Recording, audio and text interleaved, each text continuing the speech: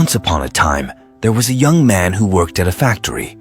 His mentor, an old technician, taught him to talk less, do more, and never stop developing his skills in every aspect of the factory's operation. 10 years later, the old man retired, and the young man became a technician himself. He continued to do the same work with the same dedication and diligence as he was taught. One day, he visited his mentor. The old man saw that he seemed unhappy and asked what was troubling him. The young man sighed and poured his heart out. He said, "I have been following your exact instruction all these years. No matter what I work on, I keep quiet and focus on my job. I know I've done a good job at the factory and learned all the skills that can be learned there. What I don't understand is why the guys that have less capabilities and experience are promoted while I am still making as little as I did before when I was your apprentice." The old man asked, "Are you positive that you have become indispensable to the company?" The young man nodded. Yes. The old man paced back and forth to think.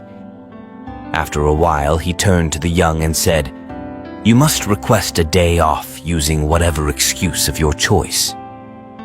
It's time for you to give yourself a break." The young man was surprised by this advice, but the more he thought about it, the more it made sense. He thanked his teacher and left quickly to take a time-off request. When he returned after his day off, the manager called him into his office to tell him that things did not go well in the factory on his day off. Others encountered many problems that normally would be handled by him, and they had no idea how to solve them.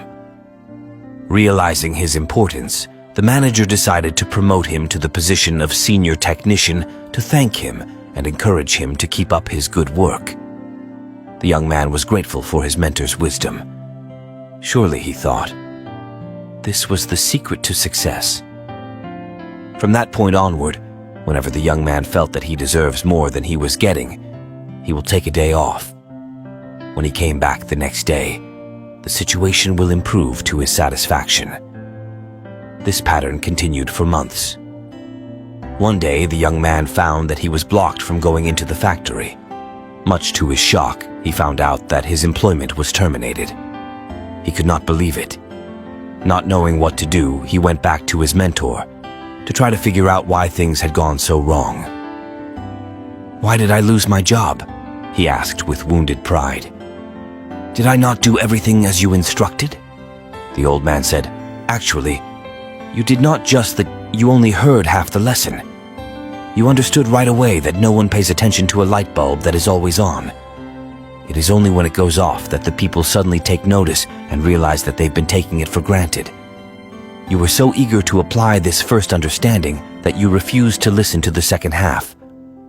Second half? It was then it dawned on the young man that he has made a mistake. What was the second half? The mentor spoke slowly to make sure he made his point. The second half, more important than the first, is the realization that once a light goes off frequently, it will be replaced with one that is more reliable. Who wants a light bulb that no one can count on to provide illumination?